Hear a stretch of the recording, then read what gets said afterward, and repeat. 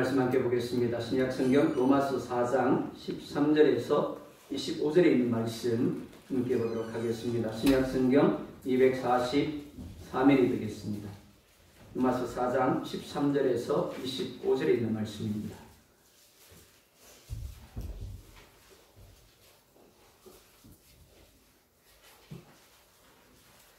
로마서 4장 13절에서 25절입니다. 교독하겠습니다. 13절 제가 봅니다.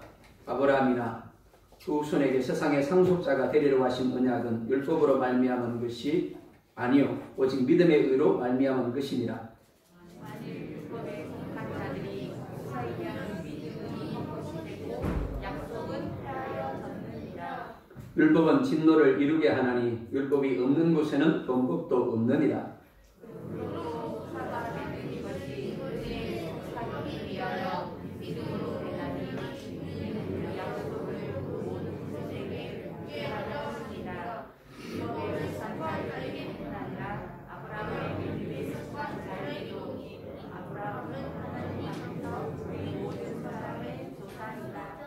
기록된 바 내가 너를 많은 민족의 조상으로 세웠다 하심과 같으니 그가 믿은 바 하나님은 죽은 자를 살리시며 없는 것을 있는 것으로 부르시는 이시니라. 아브라함이 말할 수 없는 중에 바라고 믿었으니 이는 그의 부름이 이루어지리라.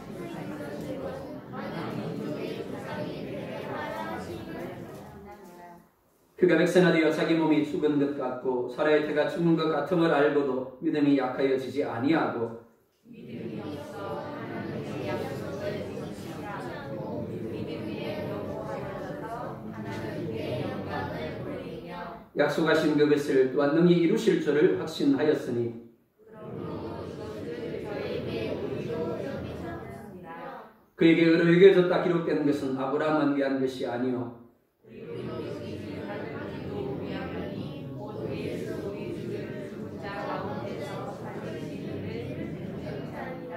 함께 봅니다. 예수는 우리가 범한 것 때문에 내줌이 되고 또한 우리를 의롭다 하시기 위하여 살아나셨느니라. 아멘. 자, 제목을 같이 한번 읽어볼까요? 시작. 네, 그것이 의로 여겨졌느니라 라는 제목으로 하나님 말씀 증가하도록 하겠습니다. 지난주일 사람이 의롭다함을 얻는 것이 율법의 행위가 아니라 믿음으로 말미암는다라는 것을 함께 살펴보았습니다. 자, 그런데 문제가 무엇인가 하면 믿는다는 것이 과연 무엇인가 하는 겁니다. 내가 잘 믿고 있는가 하는 겁니다. 나는 믿는다라고 여겼는데 눈을 떠보니까 천국이 아니에요. 지옥입니다. 그럼 뭐가 문제죠? 잘못 믿은 겁니다. 그렇죠? 그러니까 분명히 믿음으로 말미암아 의롭다함을 얻고 믿음으로 말미암아 구원을 얻고 천국에 들어가게 되는데 중요한 것은 바로 믿어야 한다라는 겁니다. 내가 바로 믿고 있어야 한다라는 겁니다. 많은 사람들이 믿음에 대하여 오해하고 있음을 볼 수가 있습니다. 믿음이라는 단어와 비슷하게 쓰이는 단어가 있습니다. 바로 신념이라는 단어입니다. 믿음과 신념의 차이는 대상의 차이입니다. 믿음은 하나님을 대상으로 하고 하나님의 말씀을 그 대상으로 합니다. 즉 하나님과 하나님의 말씀을 신뢰하고 의지하고 맡기는 것이 믿음입니다. 반면에 신념은 나를 대상으로 합니다. 나 자신의 생각 그리고 나 자신을 대상으로 합니다. 나와 나의 생각을 신뢰하는 겁니다. 그리고 의지하는 겁니다. 그리고 맡기는 겁니다. 워낙 비슷하다 보니까 사람들이 자주 착각을 합니다. 심지어 교회 안에 있는 많은 이들이 착각을 합니다. 하지만 신념과 믿음은 전혀 다른 것입니다. 주어가 다르죠. 주어가 나냐 하나님이냐가 다릅니다. 출발점 역시 다릅니다. 나냐 하나님이냐죠. 믿음은 하나님이 주어입니다. 그러니까 내 뜻대로 되지 않아도 얼마든지 아멘할 수 있습니다. 왜냐하면 하나님이 합력하여 선을 이룰 것이기 때문입니다. 열심히 기도하며 열심히 공부해서 시험을 치렀습니다. 그런데 직장에 떨어졌습니다.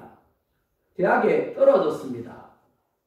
혹은 질병에서 나음을 입기를 기도했는데 나음을 입지 못하고 하늘나라로 데려갈 수 있습니다. 하지만 하나님의 사람, 즉 믿음의 사람은 하나님을 믿습니다. 그리고 하나님의 말씀을 믿습니다. 그러니까 얼마든지 하나님이 옳습니다라고 고백할 수 있는 겁니다. 하지만 신념의 사람은 어떻겠습니까? 하나님이 주어가 아니라 내가 주어이기 때문에 하나님이 내 뜻대로 움직여주지 않으면 하나님이 틀렸다가 됩니다. 하나님이 잘못하고 있다가 되어지는 겁니다. 야곱이라는 사람과 이스라엘이라는 사람은 같은 사람입니다. 그런데 다릅니다. 야곱은 누구보다 자신의 삶에 대한 확신과 열정이 있었던 사람입니다. 무엇보다 자기 자신에 대한 신뢰가 무척이나 강한 사람이었습니다. 그래서 자신이 옳다고 여기는 것들을 이루기 위해서 형을 속였습니다. 그리고 아버지를 속였죠. 외삼촌을 속였습니다. 심지어 하나님까지 속였습니다. 야곱이 믿음의 대상으로 삼은 것은 하나님이 아니라 자기 자신이었습니다. 자기 생각이었습니다. 즉 신념이었습니다. 그런 야곱이 야복에서 하나님과 씨름한 후에 그 이름이 이스라엘로 바뀝니다. 같은 사람입니다. 근데 바뀌게 됩니다. 뭐가 바뀌었을까요? 이스라엘이라는 의미는 하나님과 더불어 힘을 얻어 강하게 된 자라는 의미입니다. 하나님이 통치하신다라는 의미입니다. 즉 하나님을 신뢰하고 하나님을 의지하고 하나님께 맡기는 삶을 사는 사람이 이스라엘인 겁니다. 그러니까 뭐가 바뀌었죠? 대상이 바뀐 겁니다. 야곱일 때는 자기 자신이 신뢰와 의지와 맡김의 대상이었습니다. 그런데 이스라엘이 되고 나서는 누가요? 하나님이, 하나님의 말씀이 신뢰하고 의지하고 맡기는 대상이 되어진 겁니다. 그래서 무엇을 하든지 하나님 앞에 기도의 무릎을 꿇었습니다. 하나님 어떻게 할까요? 하나님 도와주세요. 그리고 하나님과 함께 한 겁니다. 그리고 그의 삶이 노년의 삶에 형통할 수 있었던 겁니다. 믿음은 첫째 나와 나의 생각을 신뢰하고 의지하고 위탁하던 삶에서 전적 자신에게 대하여 아니요 라고 선언하는 겁니다. 사람은 누구나 할 것 없이 다른 사람과 이야기를 할 때 자기의 생각, 자기 주장을 내세우기 일쑤입니다. 회의를 할 때마다 내가 한마디를 거들지 아니하면 큰일 날 것 같은, 잘못될 것 같은 강박관념들을 가지고 있습니다. 왜냐하면 나름대로 옳다고 여기는 신념들을 가지고 있기 때문입니다. 아이들이라고 신념이 없겠습니까? 있습니다.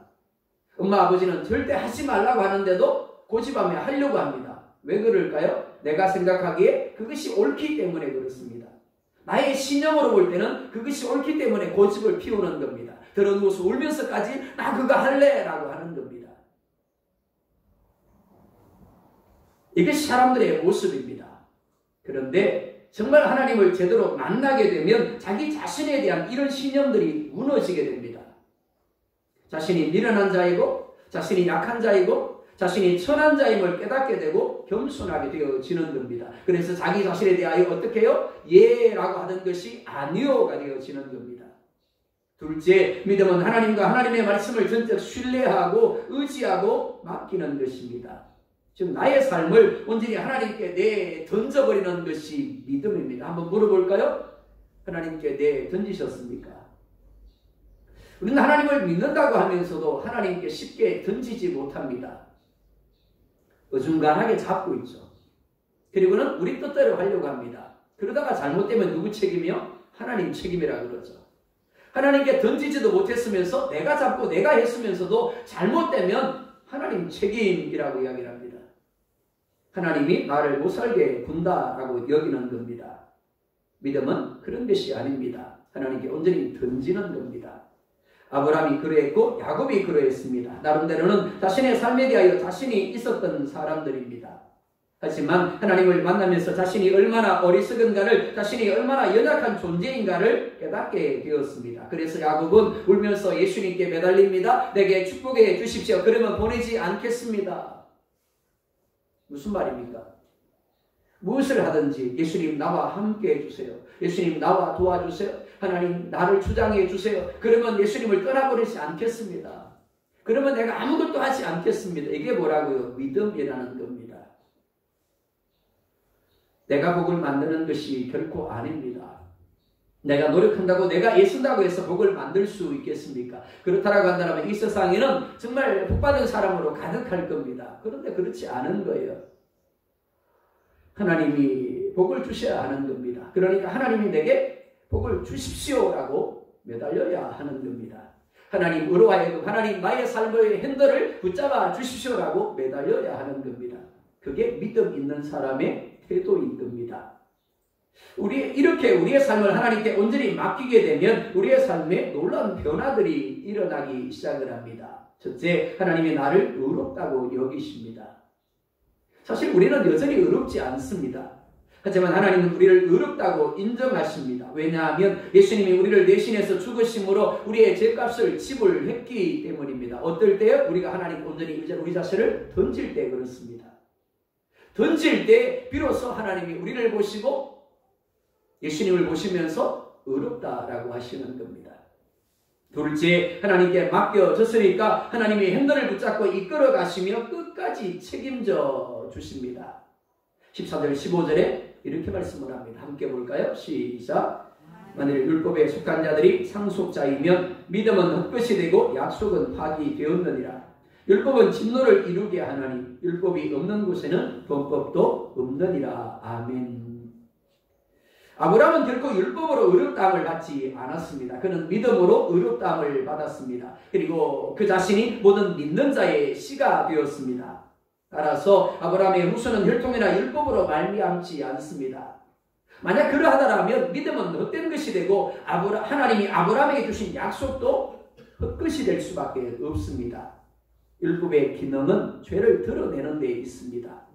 율법이 주어지기 전에는 죄를 범하면서도 그것이 죄인 줄을 알지 못했습니다. 하지만 율법이 들어옴으로 말미암아 죄가 죄임을 알게 되었습니다. 그리고 그 죄로 인한 하나님의 진노가 어떠함을 깨닫게 되어진 겁니다. 그러니까 두려울 수밖에 없는 겁니다. 16절에 이렇게 말씀을 합니다. 그러므로 상속자가 되는 그것이 은혜에 속하기 위하여 믿음으로 되나니 이는 그 약속을 그 모든 후손에게 굳게 하려 하심이라. 율법에 속한 자에게 뿐만 아니라 아브라함의 믿음에 속한 자에게도 그러하니 아브라함은 우리 모든 사람의 조상이라. 상속자, 즉 하나님의 자녀는 오직 하나님의 은혜로 되는 것이고 믿음으로 되는 것입니다. 이것이 하나님이 인생을 구원하는 법칙입니다. 사람이 스스로 구원에 이르는 방법은 결코 없습니다. 내가 이런 종교를 가지게 되면, 내가 이렇게 선을 해가게 되면, 이렇게 내가 도덕적으로 윤리적으로 바른 삶을 살게 되면, 이렇게 좋은 일들을 많이 하면 구원에 이를 것이다. 착각입니다. 구원에 이르기 위해서는 뭐가 먼저 해결되어야 한다고요? 우리 가운데 있는 죄가 먼저 해결되어야 하는 겁니다. 내가 이미 사형 선고를 받고 감옥에 들어가 있는데 감옥에서 죄수들을 향하여 아무리 선한 일을 많이 한들 그 사람의 사형 선고가 없어지겠습니까? 그럴 수가 없는 겁니다. 그에게 내려진 사형 선고가 면제가 되지 않고서는 그가 선한 일을 하는 것이 아무런 의미가 없게 되어지는 겁니다. 우리 인생도 마찬가지입니다. 우리는 태어나면서부터 유전된 원죄를 가지고 있습니다. 태어날 때부터 우리는 죄인입니다. 그러니까 내가 살아가면서 하나도 죄를 범하지 않을지라도 여전히 우리는 죄인인 겁니다. 아무리 선한 일을 해도 여전히 우리는 원죄를 가지고 있습니다. 그리고 그 원죄로 말미암아 지옥에 갈 수밖에 없는 겁니다. 그러니까 우리 스스로는 구원에 결코 이룰 수가 없습니다. 그런데 누구든지 하나님의 말씀을 믿게 되면 예수 그리스도의 의와 그 사람의 죄를 교환함을 누리게 되어지는 겁니다. 내가 가지고 있는 죄를 누가야? 예수님이 가져갑니다. 그리고 예수님이 가지고 있는 의를 우리가 가져오게 되는 겁니다. 우리의 죄는 가져가 버렸습니다. 예수님이. 그리고 예수님이 가지고 있던 의를 우리 가운데 주셨으니까 하나님이 우리를 볼 때 어떻게 보신다고요? 의로운 자라고 보게 되어지는 겁니다. 우리가 예수를 믿음으로 말미암아 구원에 이르게 되는 이유가 바로 여기에 있습니다. 이 말씀은 우리를 살리는 능력이 됩니다. 그리고 우리 가운데 믿음을 만듭니다.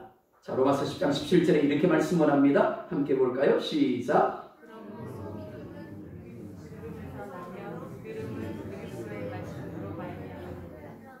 자, 우리 함께 다시 보겠습니다. 천천히 시작. 그러므로 믿음은 들음에서 나며 들음은 그리스도의 말씀으로 말미암았느니라. 아멘. 그 누구라도 하나님의 말씀을 듣지 않고는 믿음을 가질 수가 없습니다.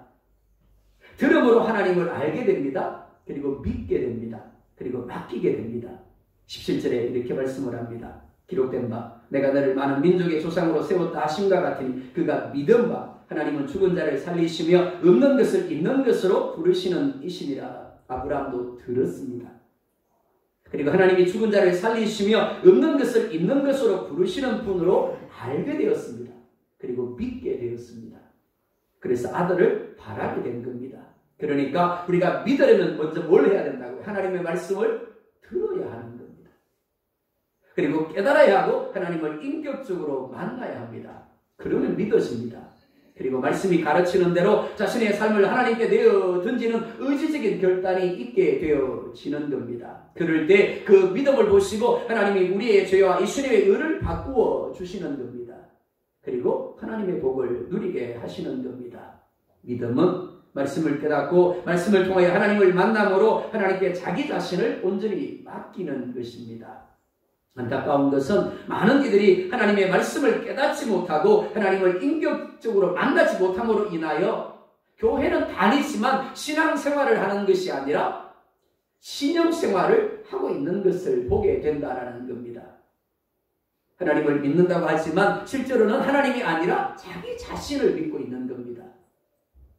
그래서 자기 신념에 따라 어떤 것은 맡기고 어떤 것은 알아서 합니다.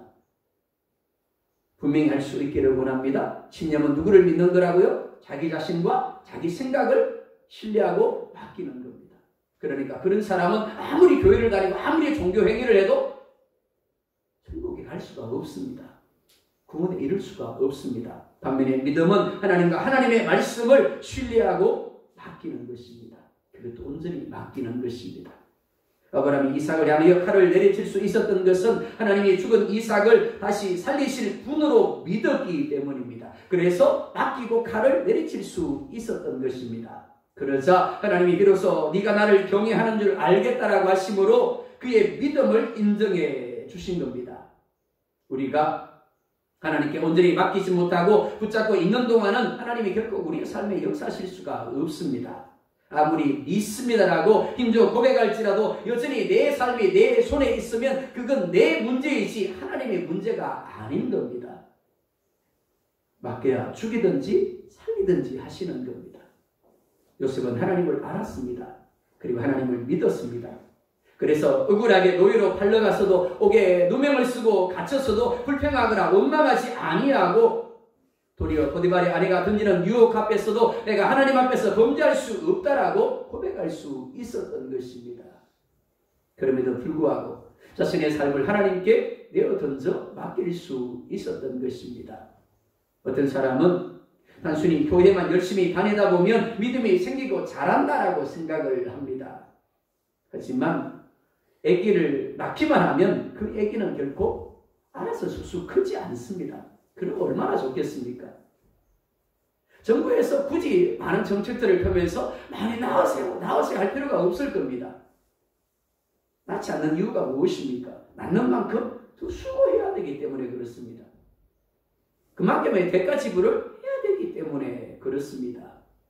아기에게는 부모의 역할이 무엇보다 중요합니다. 하지만 이것이 결코 전부가 아닙니다. 아기도 적극적으로 부모에 반응해야 합니다. 아무리 엄마가 먹이고 싶어도 아기가 먹기 싫다면 어떻게 되겠습니까? 굶어 죽을 수밖에 없습니다.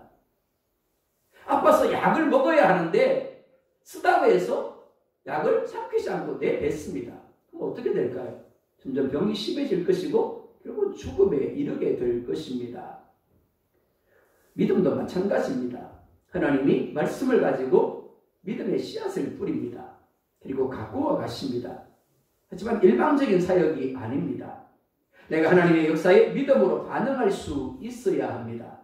믿음을 빼앗아 가려는 세력들과 싸울 수 있어야 하는 겁니다. 말씀을 읽어야 합니다. 그리고 말씀이 선포될 때 깨달아 제대로 해달라고 집중해서 들어야 하고 또한 기도할 수 있어야 하는 겁니다.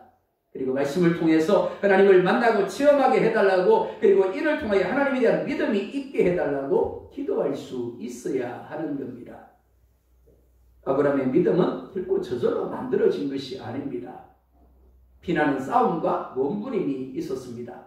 19절에서 22절에 이렇게 말씀을 합니다. 함께 볼까요? 시작. 그가 백선하되어 자기 몸이 죽은 것 같고 사라의 태가 죽은 것 같음을 알고도 믿음이 약하여지지 아니하고 믿음이 없어 하나님의 약속을 의심하지 않고 믿음으로 견고하여져서 하나님께 영광을 돌리며 약속하신 그것을 또한 능히 이루실 줄을 확신하였으니 그러므로 그것이 그에게 의로 여겨졌느니라. 아멘. 누구나 상황 때문에 믿음이 흔들리는 것을 한 번쯤 경험하게 되어집니다. 75세의 자녀에 대한 약속을 받았습니다. 그래서 그의 본토 친척 아비집을 떠나서 멀고 먼 땅 가나안으로 왔습니다. 그런데 문제가 무엇이가 하면 10년이 지났는데도 불구하고 하나님이 자녀를 주시지 않더라라는 겁니다. 아무런 변화가 없었다라는 겁니다. 그래서 말씀을 버리고 다른 사람이 하는 것처럼 첩을 통하여 아들 이스마엘을 얻었습니다. 아브라함은 이스마엘을 자신의 상속자로 삼으려고 했습니다. 그런데 하나님은 사라에게서 얻는 아들이어야 한다라고 말씀을 합니다. 그래서 다시 말씀을 붙잡습니다. 그리고 또 13년이 흐릅니다. 아브라함의 나이 99세, 사라의 나이 89세가 되어집니다. 어느 누가 보더라도 아이를 가질 수 없는 몸입니다. 그래서 이렇게 말씀을 합니다. 자기 몸이 죽은 것 같고 사라의 태가 죽은 것 같음을 알았더라. 한번 물어볼까요? 죽은 나무에서 열매가 맺힐 수 있을까요? 그렇죠? 죽은 나무에서는 열매가 맺힐 수가 없습니다. 그래서 이렇게 말씀을 합니다. 19절 같이 볼까요? 시작.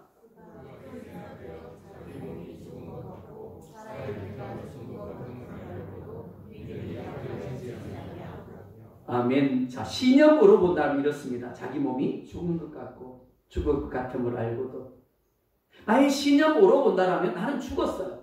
살아도 죽었습니다. 그러니까 아이를 가질 수 없는 거예요. 나의 신념으로 보면 절대 부정입니다. 그러니까 포기해야 되는 상황이에요. 근데 뭐라 말씀합니까? 약하여지지 아니하고 라고 말씀을 합니다. 이게 뭐라고? 믿음이에요. 신념과 믿음의 차이가 여기 있습니다. 신념은 나의 조건을 그리고 나의 배경들을, 나의 스펙들을 근거로 합니다. 그러니까 죽었으니까 더 이상 아이를 가질 수가 없는 게 맞습니다. 근데 믿음은 어떻습니까? 나의 조건이 아니죠? 나의 배경이 아닙니다. 하나님이 그 대상이고 하나님의 말씀이 대상입니다. 하나님이 주신다라고 그러셨습니다. 그러니까 아멘 할 수 있는 겁니다. 그래서 그의 믿음이 약하여지지 아니하였다라고. 하나님의 약속을 의심하지 아니하였고 오히려 믿음으로 견고해져서 하나님께 영광을 돌렸더라라고 말씀을 합니다. 어떻게 그럴 수 있었을까요? 하나님을 알았기 때문입니다. 가는 곳마다 단을 쌓으면서 예배와 기도를 통해서 하나님을 수없이 만나고 경험했기 때문입니다. 우리가 예배를 통해서 우리가 말씀과 기도를 통해서 하나님을 만나고 하나님을 체험해야 되는 이유가 바로 여기에 있습니다. 그럴 때 우리의 믿음이 살아있는 믿음이 되어지기 때문에 그렇습니다. 그럴 때 우리의 신념을 뛰어넘어서 우리의 상황과 환경을 뛰어넘어서 어떻게 된다고요? 믿음이 약하여 지지 아니하고 하나님의 말씀에 반응하게 되어지는 겁니다. 그리고 하나님의 역사를 누리게 되어지는 겁니다. 사드락 메삭 아벤노고가 신상에 절하지 아니함으로 말미암아 풀무불에 던져지게 되었습니다. 그런데 그들은 믿음으로 고백을 합니다. 하나님이 살아계시기에 우리를 구원하실 겁니다. 그러나 그렇게 하지 아니하실지라도 우리는 신상에 절하지 않겠습니다. 다니엘이 사자굴에 던져지면서도 이전에 하던 대로 하나님께 기도의 무릎을 꿇고 부르짖었더라, 감사했더라 라고 말씀을 합니다. 어떻게 그럴 수 있었을까요? 하나님을 알았기 때문입니다. 예배와 기도를 통하여 하나님을 수없이 만나고 체험했기 때문에 그렇습니다. 그래서 신념을 초월하여 상황을 초월하여 하나님께 다시를 맡길 수 있었던 것입니다. 이것이 바로 믿음입니다. 내가 보는 것, 내가 듣는 것, 내가 생각하는 것, 나의 경험을 신뢰하지 아니하고 하나님과 하나님의 말씀을 신뢰하며 맡기는 것이 믿음입니다. 베드로가 자기 신념을 믿었다라면 그는 결코 무리를 걸을 수 없었을 겁니다. 하지만 예수님은 나를 믿으면 나와 같은 일을 할 것이요 나보다 더 큰 일도 하리라고 하십니다. 자, 그렇다면 한번 물어볼까요? 우리는 왜 못할까요? 단순하게 이렇습니다. 믿지 않기 때문입니다. 믿는다고 말하는데 하나님과 하나님의 말씀을 믿는 것이 아니라 자기 신념을 믿고 있기 때문입니다. 그래서 자기 생각에 따라 하기도 하고 하지 않기도 하는 겁니다. 내 생각이 아닌 세상이 아닌 하나님을 믿고 하나님의 말씀을 믿어야 합니다. 맡겨야 합니다. 하지만 그러기 위해서 먼저 기도할 수 있어야 합니다. 어떻게 해요? 하나님 말씀이 깨달아지고 믿어지게 해 주십시오. 예배와 기도를 통하여 하나님을 인격적으로 만나고 체험하게 하여 주십시오. 그래서 나도 믿음의 선배들처럼 하나님과 하나님의 말씀에 나를 온전히 맡기는 삶을 살게 해 주십시오. 그럴 때 하나님이 도와주실 겁니다. 그럴 때 하나님이 역사해 주시는 겁니다. 하나님이 아브라함을 축복하시고 믿음의 조상이 되게 하신 이유가 바로 여기에 있습니다. 다윗을 축복하시고 전무후무한 복을 누리게 하시고 예수 그리스도의 조상이 되게 하신 이유가 바로 여기에 있습니다. 우리도 마찬가지입니다. 우리도 아브라함처럼 하나님을 믿고 맡기게 되면 하나님이 하늘문을 열어주시고 축복을 부어주실 것입니다. 자, 그렇다면 우리가 믿어야 할 것이 무엇입니까? 뭘 믿어야 할까요? 24절에 이렇게 말씀을 합니다. 함께 볼까요? 시작.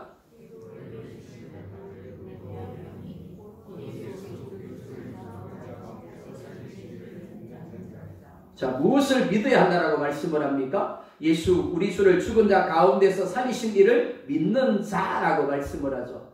첫째, 예수님이 우리를 위하여 어떻게 하셨다고요? 죽었다라는 것을 믿어야 합니다. 뭘 믿으라고요? 예수님이 우리를 위하여 죽었다라는 것을 믿어야 합니다. 자, 둘째 볼까요?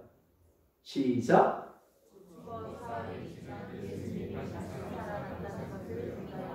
아멘. 어떤 사람은 예수님이 나를 위하여 죽었다라는 것을 믿는데 그 예수님이 다시 살아나셨다라는 것을 믿지 못하는 사람이 있습니다. 그럼 어떻다고요? 제가 한 날개만 가지고 있는 것과 같습니다. 그 한 날개로 날 수 있겠습니까? 날 수 없는 겁니다. 그러니까 반쪽 신앙이 되어지는 겁니다. 예수님이 나를 위해 죽으셨습니다. 뿐만이 아니라 그 예수님이 또한 나를 위하여 다시 살아나셨습니다. 뿐만 아닙니다. 세 번째 볼까요? 시작.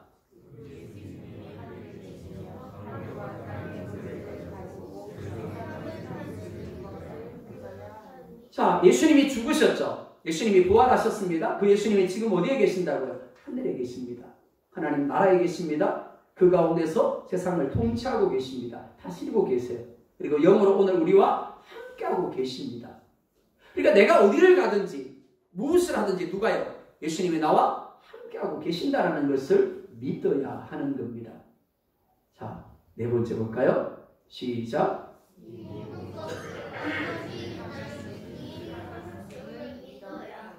아멘. 그렇습니다. 이 모든 것을 아버지 하나님이 예수 그리스도로 말미암아 하게 하셨음을 믿어야 합니다. 이것이 우리가 믿어야 할 겁니다. 자, 그래서 25절에 이렇게 말씀을 합니다. 예수는 우리가 범죄한 것 때문에 내 줌이 되고 또한 우리를 의롭다 하시기 위하여 살아나셨느니라. 예수님이 우리가 범죄한 것 때문에 죽으셨다라고 말씀하죠. 또한 우리를 의롭다 하기 위하여 살아나셨다. 그것을 믿어야 한다라고 말씀을 합니다. 그런데 어떻게 믿을 수 있을까요? 열심히 노력함으로 믿을 수 있을까요? 열심히 돌을 닦으면, 열심히 공부를 하면 믿을 수 있을까요? 혹은 어떤 굉장한 사건이나 체험을 하게 되면 믿을 수 있을까요? 아닙니다. 말씀을 듣고 그 말씀을 깨닫게 될 때, 하나님과 인격적인 만남을 갖게 될 때 그냥 믿어지게 되는 겁니다. 믿음은 이전의 삶이 나 자신과 나의 생각을 신뢰하고 의지하고 맡기는 삶이었다라면 이제 예수 그리스도를 신뢰하고 의지하며 맡기는 삶을 사는 겁니다. 성경 말씀이 이야기하는 대로 바라고 인정하고 아멘하는 것입니다. 우리가 성경을 읽을 때마다 아멘 해야 되는 이유가 여기 있습니다. 그리고 무슨 말을 할 때마다 성경을 따라서 믿음의 말을 해야 되는 이유가 바로 여기에 있습니다. 우리의 삶이 말씀을 따라서 순종하는 삶을 살아야 하는 이유가 바로 여기에 있습니다. 이를 위해서 수시로 의지를 가지고 예수님을 생각하시기 바랍니다. 그리고 예수님을 바라보시기 바랍니다.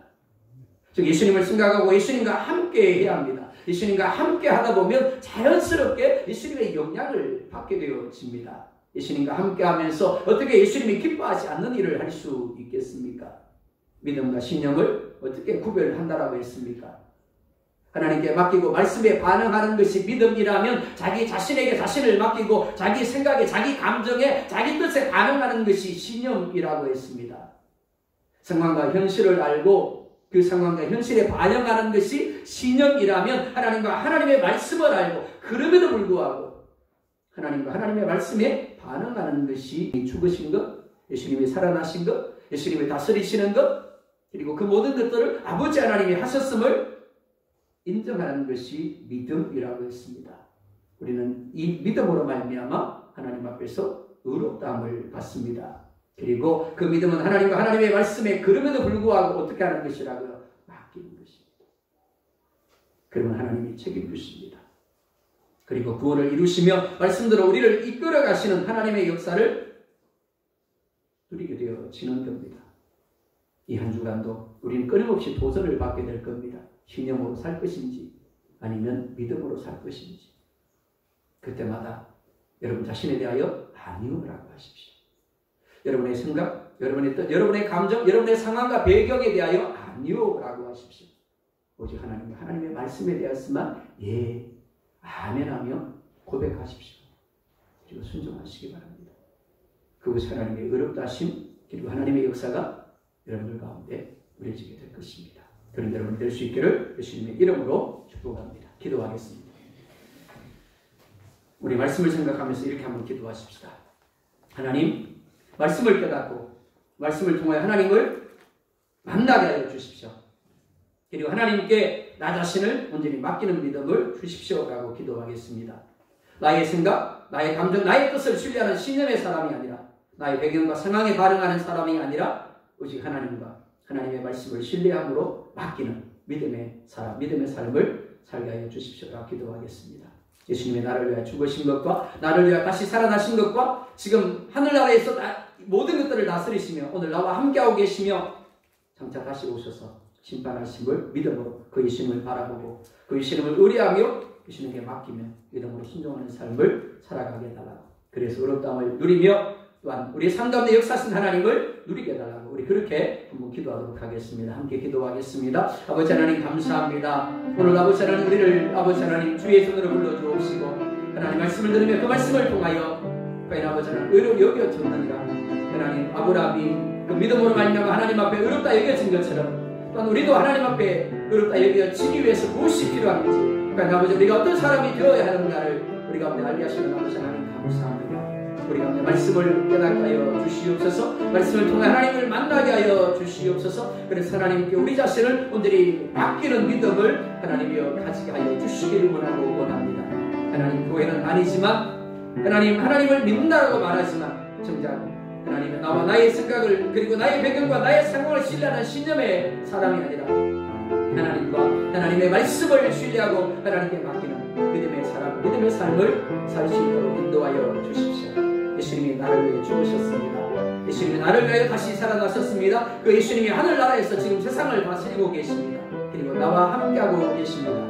그리고 장차 다시 오셔서 세상을 심판하실 겁니다. 이 모든 일들이 아버지 하나님으로 말미암았습니다. 이를 믿게 하여 주시옵소서. 하나님 오늘 아버지 하나님 오늘 이 하루도 그리고 아버지 하나님 살아갈 이 한 주도 끊임없이 우리는 신념과 믿음의 사이에서 갈등하게 될 겁니다. 선택하게 되어질 겁니다. 그 이상 아버지 하나님의 신념으로 살지 않게 하여 주십시오. 믿음으로 살게 하여 주십시오. 하나님께 맡기게 하여 주옵시고 그래서 우리의 믿음이 하나님 앞에 의롭다 인정을 받게 하여 주옵시고 하나님 우리가 살아가는 모든 시간들 가운데서 우리 믿음으로 말미암아 하나님의 은혜가 드러나고 하나님의 축복이 드러나고 하나님의 역사가 우리 가운데 누려질 수 있도록 인도하여 주시옵소서. 아버지 하나님 감사합니다. 마지막 때 내가 믿음을 보겠느냐 라고 말씀을 합니다. 지구촌에 얼마나 많은 그리스도인들이 매 주일마다 하나님 주일 예배로 하나님 앞에 모이고 있습니까? 그런데 주님은 마지막 때 내가 믿는 이를 보겠느냐라고 말씀하십니다. 하나님 우리가 사단의 속임에 속지 않게 하여 주십시오. 신념을 믿음인 것처럼 착각하지 않게 하여 주십시오. 하나님을 믿는다고 하면서도 정작 하나님이 아니라 하나님의 말씀이 아니라 나의 생각과 나의 뜻과 나의 감정과 나를 둘러싸고 있는 상황과 배경들을 하나님의 조건들을 믿고 있지는 않습니까? 그러한 것들에 반응하고 있지는 않습니까? 이 모든 것들을 추월하여 하나님의 말씀을 신뢰하고 의지하며 맡기게 하여 주십시오. 예수님이 나의 죄를 위하여 십자가에 죽으셨음과 나를 위하여 다시 살아나셨습니다. 그 예수님이 지금 온 세상을 다스리고 계시고 나와 함께하고 계시는 것, 다시 이 세상에 오셔서 세상을 심판하실 것을, 이 모든 것들을 아버지 하나님이 하게 하셨음을 믿는 믿음이 우리 가운데 있게 하여 주셔서 이 한 주도 살아갈 때 모든 상황마다 하나님과 하나님의 말씀에 우리 자신을 맡기게 하셔서 내던지게 하심으로 우리의 믿음이 하나님 앞에 의롭다 인정함을 받게 하옵시고, 그 가운데 우리의 믿음을 통하여 하나님의 예비하신 은혜가 드러나고 하나님의 예비하신 축복이 드러나고 하나님의 일하심이 구체적으로 우리 가운데 누려지게만 하여 주옵소서. 우리 주님 예수님의 이름으로 기도드리옵나이다. 아멘. 308장 찬송하시면서 하나님께 봉헌하겠습니다.